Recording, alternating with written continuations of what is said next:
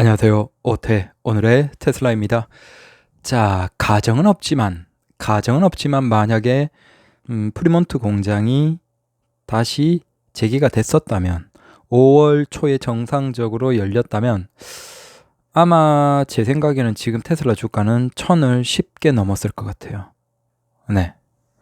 물론 네가 처물렸다고 그렇게 얘기하지 마라고 하겠지만 어, 결국은 이제 일론 머스크 같은 경우에는 많이 얘기가 나왔지만 정말 업무가 빡빡하고 굉장히 긴 시간에 어떤 일들도 계속 조정되고 뭔가를 하고 있다라고 얘기를 하죠. 그래서 우린 지금 현재의 테슬라만 보지만 테슬라 그 일론 머스크가 하는 그 작업 그러니까 업무의 정도를 보면 가까운 시점부터 해서 앞으로 한 3년 정도까지는 그걸 다 직접 뭔가 핸들링을 하고 있다 뭐 이런 얘기를 하잖아요. 그래서 뭐 엄청난 일벌레다 그런 얘기를 하는데, 그러니까 아마 4월 후반, 5월 초중반 넘어가면서 원래 예상하기에는 아마 1000달러를 넘는 걸 생각했던 게 아닐까. 아니, 물론 이건 그냥 제 추측이에요. 왜냐면 오늘 이렇게 해서 나오는 가장 재밌는 뉴스가 뭐냐면 테슬라가 영국에서 전력 공급 업체를 하는 그 라이센스를 허가 신청했습니다. 그래서 이게 아마 기존에 이제 호주에서 약 3만 가구 정도에 공급할 수 있는 규모로 그 배터리 팩의 그 형태를 테스트하고 있다라고 하는데 그것과 비슷한 거겠죠? 그래서 우리는 아직 테슬라에 대해서 자동차 기업이라고 생각하지만 얘들은 우리가 생각하는 그건 사실 굉장히 좁은 부분이고 그 밖으로 계속 뻗어나가고 있어요. 그래서 자동차 기업이 뭐 잠깐 어떤 실험을 위해서 전력 공급 업체를 테스트해 본다. 그건 몰라도 자동차 업체가 다른 나라, 그러니까 미국의 기업이 호주에도 비슷한 사업을 하고 이제는 유럽의 영국에도 이 그 사업 허가를 신청했습니다. 얘들의 궁극적인 마지막의 생각은 모르겠어요. 근데 우리가 지금 보는 건 정말 그 물밖에 있는 작은 빙산, 한 부피가 한 2%, 3%, 5%밖에 안 되는 그 빙산일 거라고 저는 장담할 수 있어요. 얘는 엄청나게 큰 그림을 그리고 있구나. 그래서 우리가 생각 한번 해봐요. 자, 분기 실적은 굉장히 긍정적이었고 그걸 바탕으로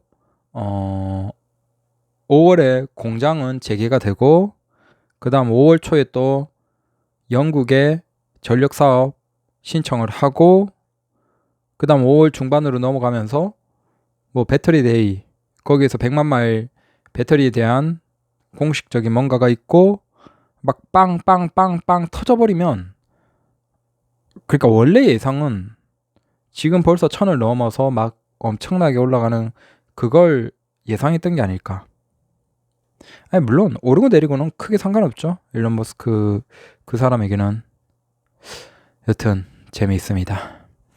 자, 그리고 이건 이제 테슬라가 지난 3분기 연속 수익을 기록을 했는데 그 배출가스 크레딧, 그러니까 이산화탄소 배출량 크레딧이죠. 그걸로 수익이 약 공식적으로 3억 5,500만 달러 정도라고 합니다. 그러니까 3억 33 4천억 정도? 네. 이게 작년 기준인가 그게 연단이었나 모르겠는데 그때 2천억 2천 얼마 2천 몇 억 정도 이런 식으로 얘기가 됐던 기억이 있는데 이게 분기인지 아니면 연단위인지 뭐 그 계약에 대한 구체적인 것들은 아직 안 나와 있는데, 참고로 이 이산화탄소 배출권의 거래에 대해서 공식적으로 구매하는 내용이 나온 건 GM과 FCA입니다. 그래서 얘 두 개는 그 델라웨어 법정에서 어떤 공식적인 거래가 있다라는 것에 대한 증빙이 됐고, 하지만 다른 기업들은 혹시 이걸 구입한 곳이 있는지 없는지에 대해서는 나오고 있진 않아요. 근데 아마 더 있을 것이다라고 얘기들은 있죠. 그래서 이 구체적인 내용에 대해서도 사실은 나오지 않아요.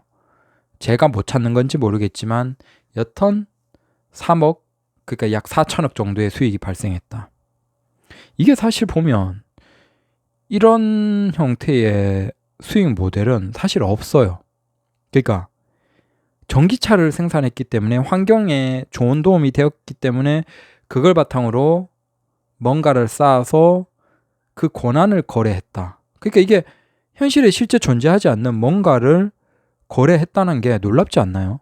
근데 이런 게 뭐 몇십억, 몇백억만 하더라도 대단한데 테슬라는 이미 그 수익 규모가 4천억을 넘어갔다는 거예요. 아마 지금 추측으로는 지금까지의 전체의 그 이산화탄소 배출 권한을 거래한 게 아닐까라고 추측이 되네요. 아마 분기나 연 단위의 실적은 아닌 것 같아요. 그러니까 지금까지 전체의 이걸 통해서 테슬라가 벌어들인 돈.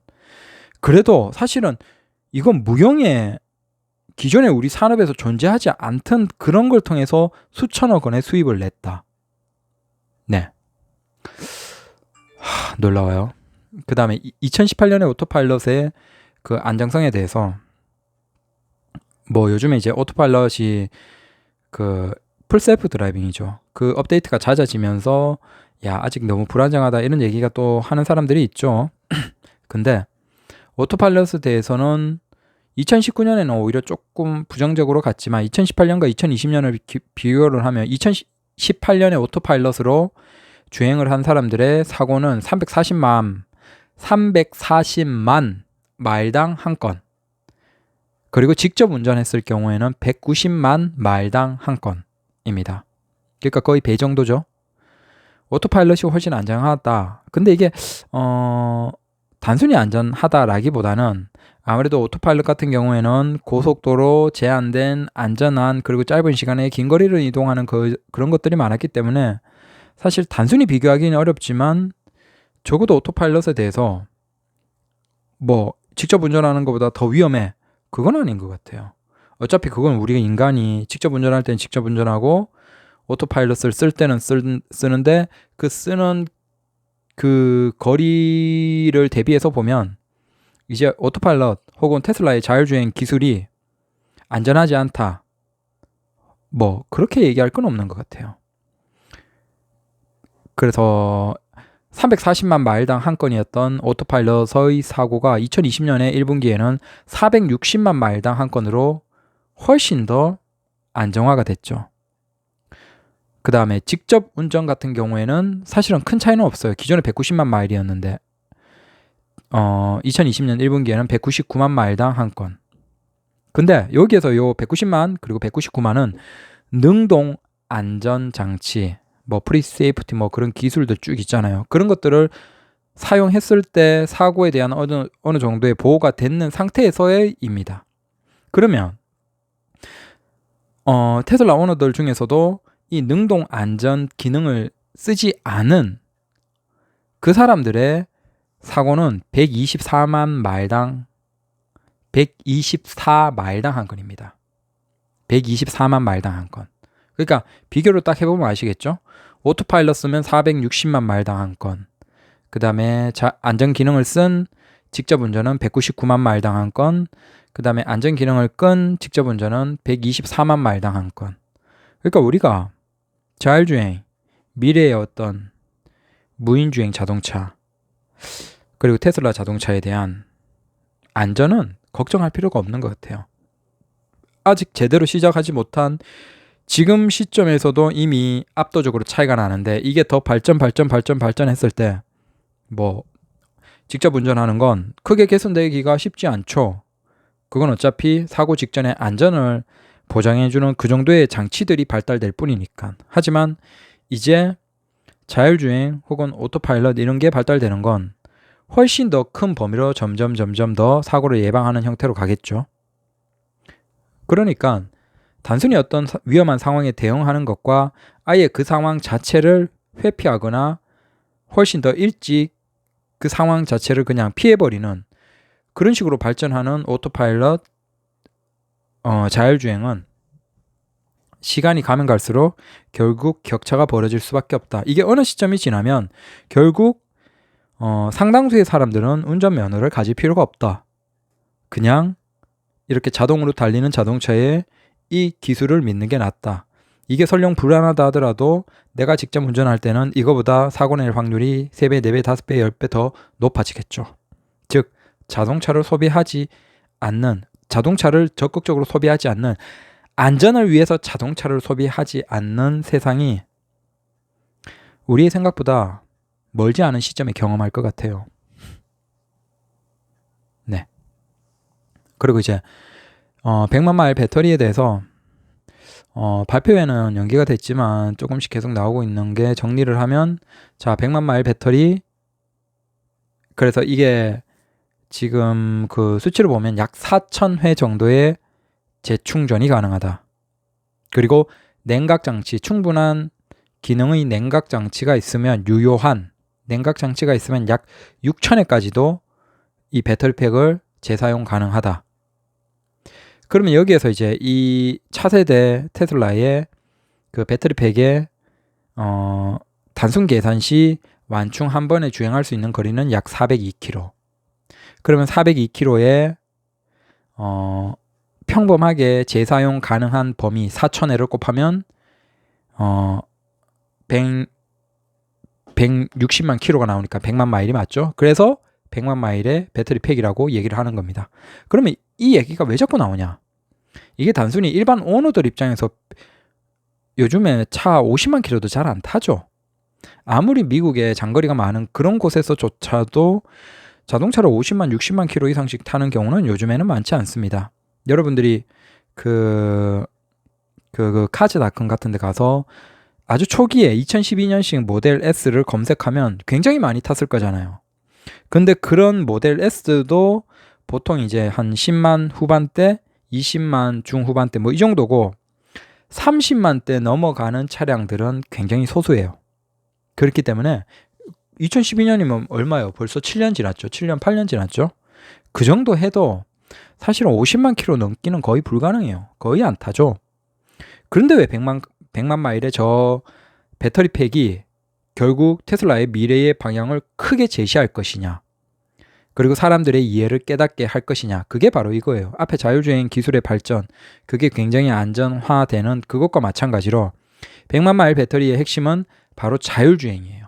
로봇 택시가 운행이 시작이 되면 말 그대로 로봇 택시예요. 그럼 뭐예요? 자동으로 달리는 거예요. 자동으로 달리는 그 기계 자동차는 충전 시간을 제외하면 잠을 잘 필요도 없고 쉴 필요도 없고, 네, 뭐 밥을 먹거나, 밥은 먹네요. 충전하니까. 그래서 저 100만 마일 배터리팩이 왜 필요한지를 아시겠죠? 로봇택시가 본격적으로 시작이 되면 거의 충전 시간 제외하고 22시간 정도는 돌아갈 거예요. 하루에. 자, 그렇게 돌아간다라고 했을 때 그 자동차의 주행거리는 굉장히 많아지겠죠. 그걸 충분히 네, 유효하게 하기 위해서는 결국 이 배터리팩이 충분히 재충전, 그리고 긴 어떤 사용이 가능해야 된다는 겁니다. 참고로 기존의 모델 3 배터리팩 같은 경우가 기준점이 약 30에서 50만 킬로라고 해요. 그럼 지금 160만 킬로인데 5분의 1, 4분의 1, 5분의 1 정도죠. 그러면 단순히 이 4분의 1, 5분의 1이 그 배터리의 내구성 뿐만 아니라 재충전에도 문제가 있겠죠. 자, 5분의 1이면 얼마죠? 5, 8이 40, 800회 정도의 충전, 700에서 800회 정도의 충전. 근데 야, 700이나 800번 정도의 충전도 충분하지 않아 라고 하겠지만, 잘 생각해 보세요. 로봇택시가 됐어요. 그건 하루에 몇 킬로를 주행할지 모르죠. 근데 최소 뭐 미국 정도의 거리에서 어느 정도의 장거리도 본격적으로 이용이 되기 시작하면 주행 거리를 한 400km 정도, 400에서 450, 400km 정도를 잡았을 때 주행 가는 거리가 400km 하면 하루에 한 번 이상을 충전을 해야 되겠죠. 그러면 1년에 얼마죠? 한 400번을 넘겠죠. 아까 모델 3, 기존의 모델 3의 그 내구성 정도로 해서 보면, 물론 그건 좀 다르긴 해요. 쓰고 완충해서 다 뭐 쓰고 이렇게 하는 경우이긴 하지만 800에서 900으로 잡았을 때 사실은 기존의 지금 모델 3의 차량을 로봇택시로 돌리고 그걸 24시간 가깝게 돌린다라고 가정했을 때 그건 한 1년 5개월에서 1년 8개월 정도면 배터리를 물론 교체까지는 아니겠지만 배터리에 문제가 충분히 발생할 수 있는 상황이 되는 거예요.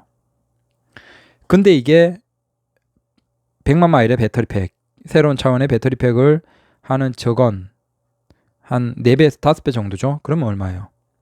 기존에 1년 5개월에서 1년 8개월 정도 만에 돌아오던 그 로보택시의 모델 3라고 했을 때 그게 4배에서 5배라고 하면 한 4, 5년이 넘는 거죠. 단순히 이게 돈을 벌어주는 택시의 형태로 쓰였을 때 1년 5개월에서 1년 중후반이 됐을 때 꽤나 중요한 어떤 작업에 비용이 필요하다라고 하면 솔직히 일반 소비자들은 쉽지 않을 거예요. 근데 그게 이 정도로 운행하더라도 4년에서 5년 정도 뒤에나 교체를 한다. 그리고 그 사이에 충분한 수익 구조가 나와서 많은 돈을 벌고 그걸 바탕으로 뭐 걱정하지 않아도 된다라는 걸 보여줄 수 있다면, 제시할 수 있다면 그때는 어떻게 될까요? 당연히 전혀 다르겠죠.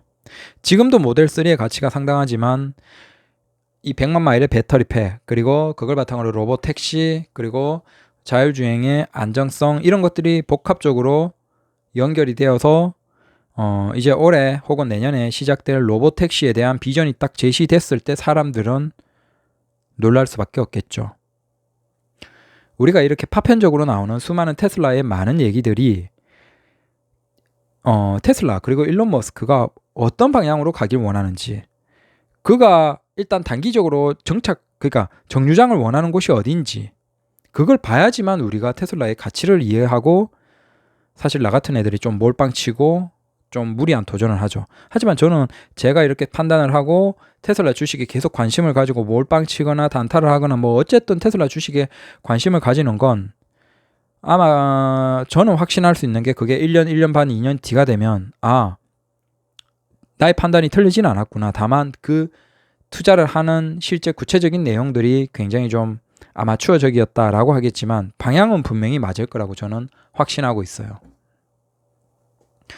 그리고 또 다른 걸로는 이제 기가팩토리 상하이가 3분기 정도부터는 주당 4,000대 이상을 생산할 것이다. 그러니까 주당 4,000대면 원래 이제 기가팩토리 상하이의 거의 맥시멈급이라고 보시면 됩니다. 그리고 옆에 이제 두 번째 확장하는 공장이 계속 올라가고 있어요. 굉장히 빠르게 올라가고 있어요. 그래서 그건 2021년, 뭐 구체적으로 시간은 모르겠지만 2021년부터 테슬라 모델 Y를 본격 생산합니다. 그래서 지금 우리가 한번 봐봐요. 자, 북미에서는 테슬라 모델 Y와 테슬라 모델 3를 생산하죠. 그리고 북미 이외에는 테슬라 모델 3를 생산하는 곳밖에 없죠. 지금은 굉장히 좀 하찮아 보이죠. 근데 내년을 봐요. 내년에는 자, 북미에서 테슬라 모델 3와 모델 Y를 생산합니다. 그 다음에 중국에서 테슬라 모델 3와 테슬라 모델 Y를 생산합니다. 그 다음에 유럽의 한 중간인 독일에서 모델 Y를 대량 생산합니다. 그리고 중국 공장도 계속 확장이 되고 독일 공장도 내년 중반부터 모델 Y를 생산하는데 그건 역시도 공장이 계속 확장이 됩니다. 자, 내년까지만 하면 내년 중반이 넘어가면 이제 상황은 어떻게 되죠? 북미에서 모델 3 모델 Y 생산, 중국에서 모델 3 모델 Y 생산, 독일에서 모델 Y 생산. 그 다음 해가 넘어가면 아마 2022년 정도가 되면, 이건 뭐 제 추측인데, 북미에서 모델 3 모델 Y가 생산되는 것, 모델 S와 X도 생산, 그건 당연하겠지만 모델 3 모델 Y가 생산되는 곳이 프리몬트 공장뿐만 아니라 저기 반대쪽에 동부도 하나가 생길 수도 있고, 그 다음에 아마 미국의 중부의 사이버트럭은 본격적인 생산 시작이 되겠죠. 2022년 정도가 되면.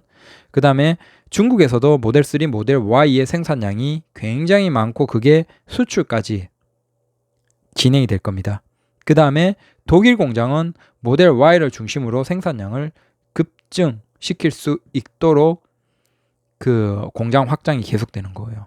그래서 우리가 지금 보면 테슬라 이제 7년 8년 9년 돼서 고작 100만 대밖에 못 생산한 저런 이라고 하겠지만 자동차를 소비할 필요가 점점 낮아지고, 하지만 테슬라 자동차 한 대는 오너들에게 수익을 안겨다 주고, 그러면 오너들은 더 많은 테슬라 차량을 갖길 원하고, 테슬라 모델 3와 모델 Y는 내년만 되면 중국, 미국, 독일, 그러니까 모델 3는 좀 다르지만 그 다음 후내년이 되면 훨씬 더 생산량도 늘어나고 그걸 살려고 하는 사람들은 더 늘어나죠. 왜? 그걸 그냥 로보택시를 테슬라 네트워크를 통해서 굴려놓으면 돈 벌어오니까.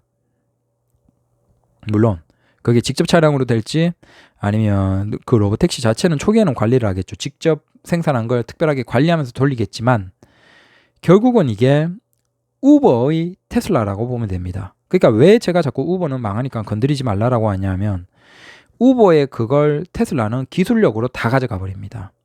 우버는 차량이 나오지 않아서 답이 없지만 테슬라는 자동차를 먼저 만들어서 자율주행으로 돌릴 수 있게 해놓고 난 다음에 그걸 바탕으로 우버와 같은 시스템을 가져와 버립니다. 그러면 테슬라는 우버를 대체할 수 있지만 우버는 테슬라를 대체할 수 없어요. 참고로 우버가 가장 시장에서 폭발적인 성장, 그러니까 투자자들의 아주 긍정적인 투자의 시선을 받을 때가 언제냐면 2015년인가? 6년인가? 4년인가? 그 즈음인데 그때 왜 우버의 가치가 가장 높았냐면 그때 나왔던 얘기가 뭐냐면 2019년, 2020년에 자율주행차를 우리가 쉽게 산다라고 얘기를 했어요. 그게 단순히 개인들이 아니라 굉장히 많은 연구기관들에서 공식적으로 그렇게 발표를 했어요. 심지어는 어떤 자동차 회사들도 그렇게 발표를 했어요. 내연기관. 그러니까 2014년, 15년 그 즈음에서 자, 사람들이 차량을 이용하는 시스템은 우버가 전 세계적으로 히트를 치고 있을 그때 이게 그러면 연구기관, 내연기관 회사들은 2019년, 2020년이면 자율주행으로 달리는 자동차를 운전자가 없는 자동차를 쉽게 산다라고 얘기를 했으니까 그러면 이게 앞으로 3년, 4년, 5년만 있으면 전 세계의 사람들의 이동을 다 장악하겠네라고 하고 가장 미래 가치가 뜨거웠던 때예요. 그런데 그 이후에 그렇게 그리고 지금은 우버는 이제 끝이죠.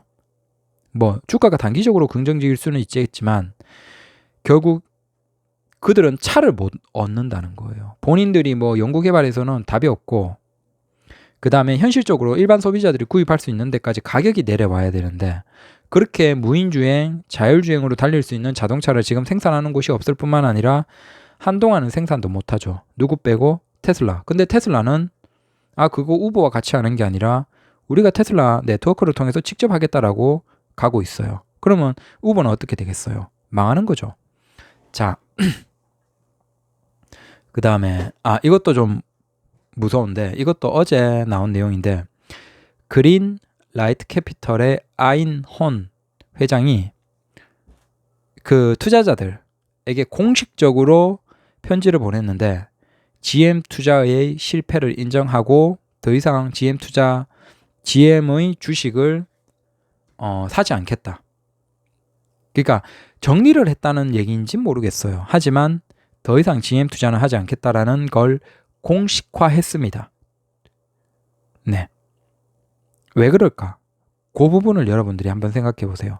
저 아이논 회장이 몇 년 사이에 계속했던 게 뭐냐 하면 결국 자동차 시장에서 미래 자율주행, 무인주행 시대에 적어도 GM의 그때 당시의 기술 그리고 이 정도의 규모라고 한다면 충분히 미래 시대에 유리하다라고 생각을 하고 굉장히 적극적으로 GM에 투자를 하고 어떤 권한을 본인 쪽이 유리한 쪽으로 행사하기 위해서 굉장히 많이 싸웠던 사람이에요.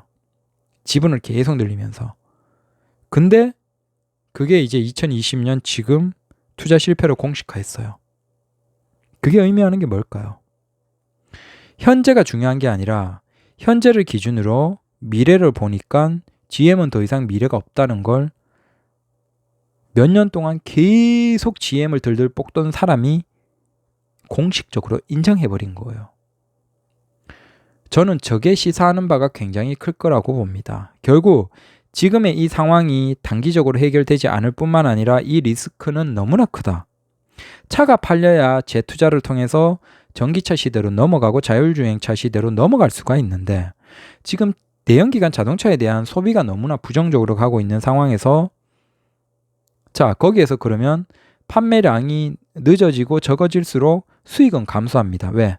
우리나라는 상관없어요. 근데 북미 같은 경우에는 이미 딜러들이 공급받아서 그걸 판매하는 형태에서 시간이 지나버리면 그건 점점 네, 시간이 점점 더 먹어버리는 따끈따끈한 차가 아니에요.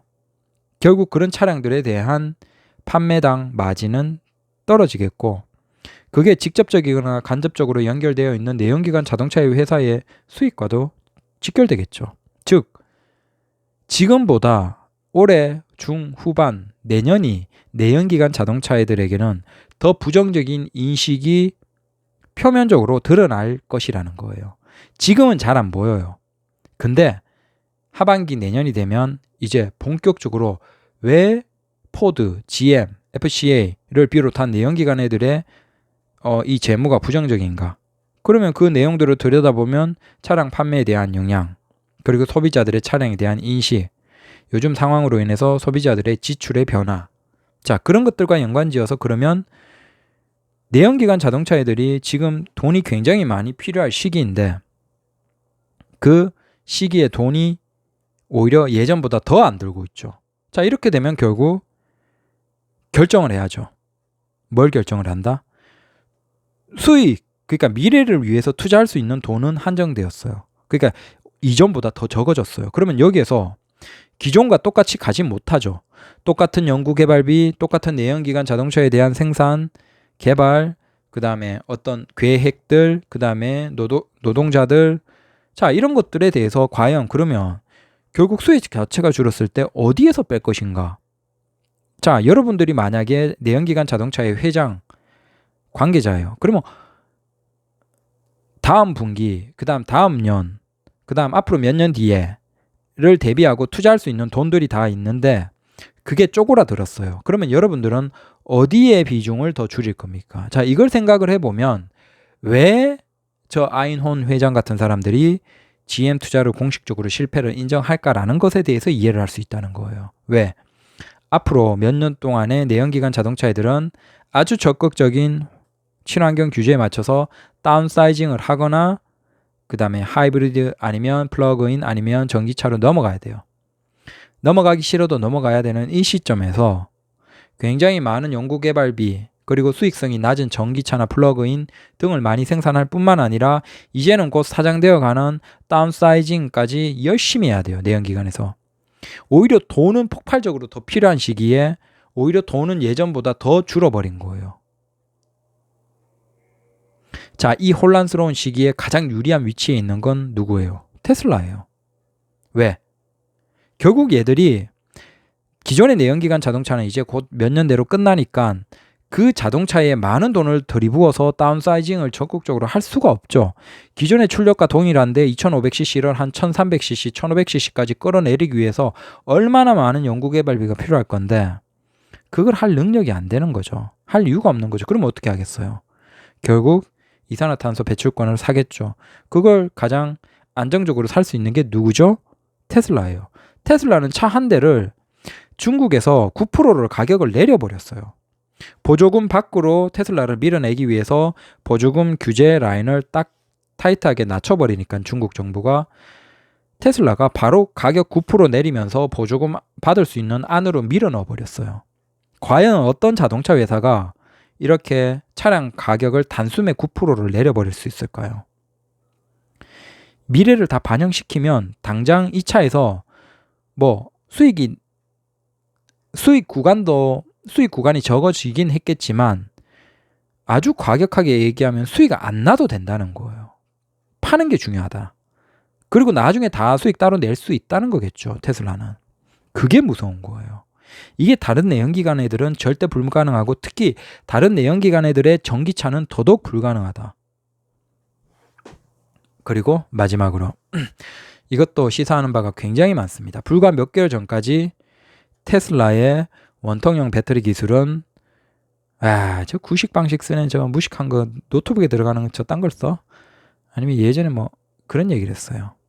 불과 그게 몇 달 전이에요. 근데 그 변화가 어디에 써 있었죠? 다른 브랜드들이 점점 현실과 타협한 원통형 배터리 채용에 대한 고민들, 연구들이 점점 이루어지고 있죠. 그리고 배터리 기업들도 원통형 배터리 생산 라인들을 늘려가는 추세입니다. 왜? 수요자들이 늘어날 게 분명하니까. 우리가 그 저쪽에서 오태할 때 그 얘기했었죠. 제가 그 들려드렸잖아요. 엔지니어 TV님 채널 가서 삼성, LG화학, 그 1분기, 작년 4, 4분기 컨퍼런스 콜 들어보세요. 그때 그 증권사가 어디죠? JP모건인가? 그 증권사의 JP모건의 관계자가 똑같이 삼성과 LG에 유사한 질문을 합니다. 자, 앞으로 원통형 배터리 시장에 대한 계획이 뭐냐? 원통형 배터리 시장이 뭐 지역에 따라서 커질 것으로 예상이 되는데 여기에 대한 대비책이 뭐냐? 그 질문을 했어요. 그게 우연이 아니에요. 그리고 지금 이번에 나온 게 어제 발표된 거. 현대차가 LG화학과 리튬 이온 원통형 소형 전지 채용을 검토하기 위한 태스크포스를 구성하고 들어갔습니다. 놀랍죠? 결국 LG화학이나 삼성은 기존의 파우치나 각형 배터리를 미래 기술이라고 아주 그러니까 그걸 인정받고 저들의 주가도 높고 많은 투자도 이루어지고 하던 그런 상황인데 왜 뜬금포 없이 지금 LG화학은 현대차와 구식기술이라고 하는 원통형 배터리를 위한 태스크포스를 만들었을까요? 보통 자동차 기업들이 저런 걸 만든다는 건 굉장히 미래 기술을 땡겨오는 거잖아요. 미래 기술을 위해서 이게 가능성이 있는지를 확인하는 과정인데 굉장히 구식 기술이라고 하는 그 원통형 배터리를 위한 태스크포스를 만들었어요. 자, LG화학은 왜 파우치형의 압도적인 기술 우위가 있는데도 불구하고 중국에서 테슬라에게 원통형 배터리를 공급할까?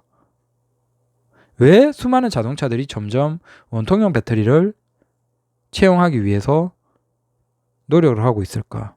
왜 JP모건의 그런 관계자들은 작년 4, 4분기 삼성과 LG의 컨콜에서 원통형 배터리의 미래 계획, 앞으로 몇 년간의 계획에 대해서 여쭤봤을까?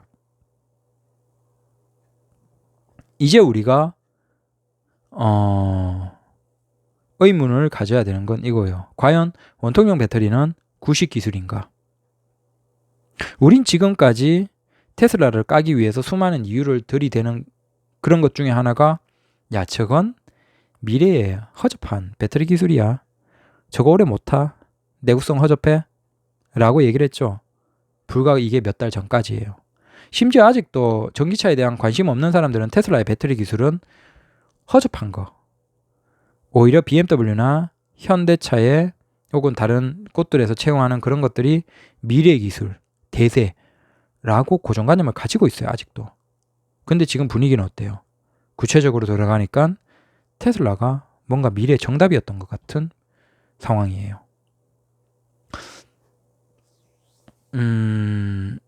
크게 보면 이거인 것 같아요. 결국 테슬라는 대량 자동차 생산에 성공한 상태에서 테슬라만큼의 성능, 가치를 끌어내기 위해서는 그 정도의, 그러니까 가격대, 성능, 그 정도의 가치를 가지기 위해서는 결국 차량 전체의 원가 비중을 낮춰야 되는데 기존의 각형이나 파우치형에서 그건 사실상 불가능하고 결국 빠르게 테슬라를 따라가기 위해서는 방법은 하나밖에 없다는 거예요. 테슬라처럼 똑같이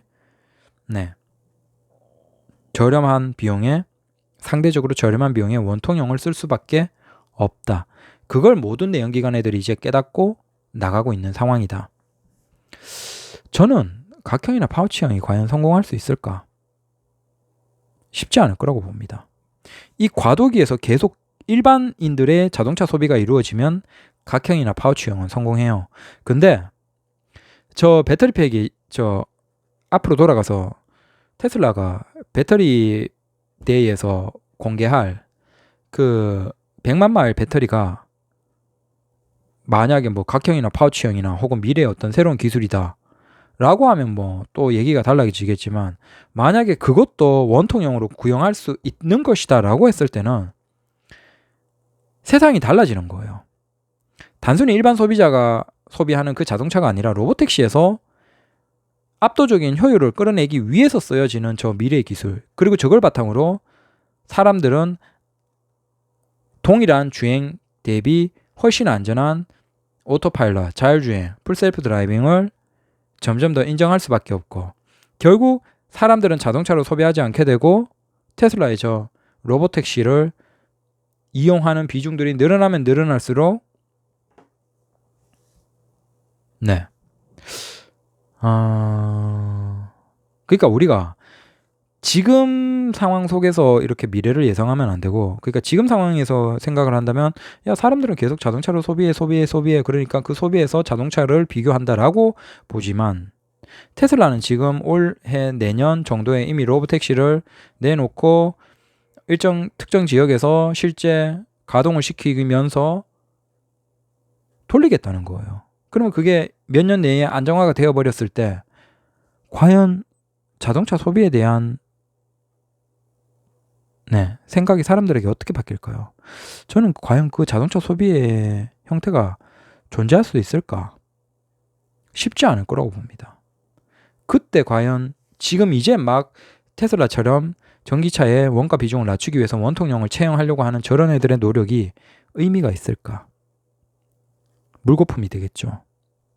사지를 않는데. 자, 오늘의 어태입니다. 감사합니다.